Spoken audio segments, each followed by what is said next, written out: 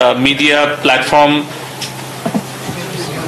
কিছুটা সময়ের জন্য আমরা আসলে সাময়িকভাবে আমরা তাদের কর্মকাণ্ড পরিচালনার ব্যাপারে কিছু বিধি নিষেধ আরোপ করেছিলাম বাংলাদেশ টেলিকম রেগুলেটরি কমিশনের পক্ষ থেকে। আমরা সার্বিক বিবেচনা করে আমাদের ফ্রিল্যান্সার, ই কমার্স উদ্যোক্তা, আমাদের ব্যবসায়িক সম্প্রদায় এবং হয়তো স্কুল, কলেজ, শিক্ষা প্রতিষ্ঠান এগুলো এখন সাময়িকভাবে বন্ধ আছে, কিন্তু আমাদের ছাত্র, ছাত্রী, শিক্ষক, গবেষক তারা বিভিন্ন প্ল্যাটফর্মে কিন্তু তারা শিক্ষা কার্যক্রম চালাতে চায়। সেক্ষেত্রেও কিন্তু ফেসবুক, টিকটক, ইউটিউব এই প্ল্যাটফর্মগুলো বেশ প্রয়োজনীয় প্ল্যাটফর্ম, এটা আমরা মনে করি। কিন্তু সাময়িকভাবে কিছু বিধিনিষেধ আমরা আরোপ করতে বাধ্য হয়েছিলাম।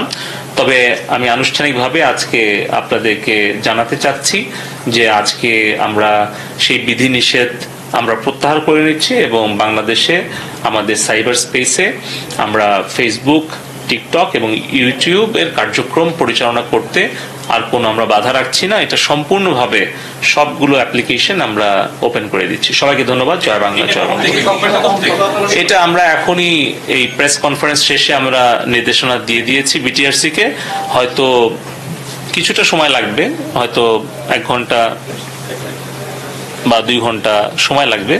আশা করছি আজকে বিকালের মধ্যে আমরা সবগুলো অ্যাপ্লিকেশন আমরা ওপেন করে দিতে পারবো। আমরা দেখছি যে এগুলো বিধিনিষেধ আরোপের ফলে ভিপিএন অ্যাপ্লিকেশনগুলো ব্যবহার করে অনেক ব্যান্ডউইথ ট্রাফিক দেশে বাইরে চলে যাচ্ছে এবং সেটা একটা নিরাপত্তার জন্য ঝুঁকি, অপরদিকে আর্থিকভাবেও ক্ষতি। সবকিছু মিলিয়ে আমরা একটাই অনুরোধ করব আমাদের গণমাধ্যমের সাংবাদিক বন্ধুদের মাধ্যমে আমাদের দেশের সকল নাগরিকের কাছে যে আপনারা কোনো মিথ্যা গুজব, কোনো মিথ্যা অপপ্রচারে বিভ্রান্ত হবেন না। আপনারা দয়া করে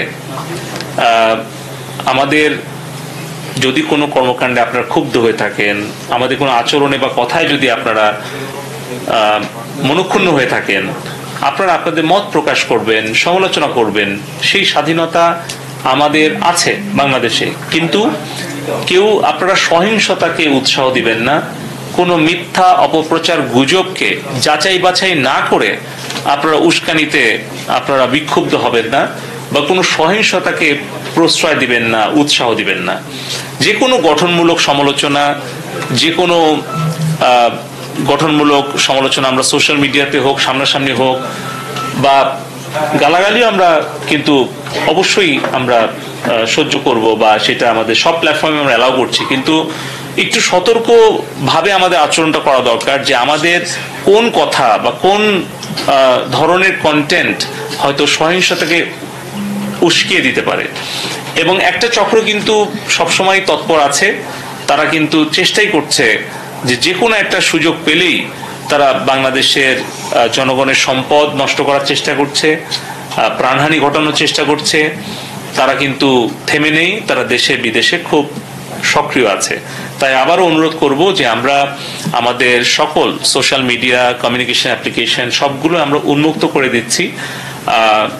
আমাদের ইন্টারনেটের সর্বোত্তম ব্যবহারটা আমরা যেন ইতিবাচক করি, কিন্তু ইন্টারনেটের, সোশ্যাল মিডিয়ার কোনো নেতিবাচক ব্যবহার যেন আমরা না করি, এই অনুরোধটা সবার কাছে থাকলো।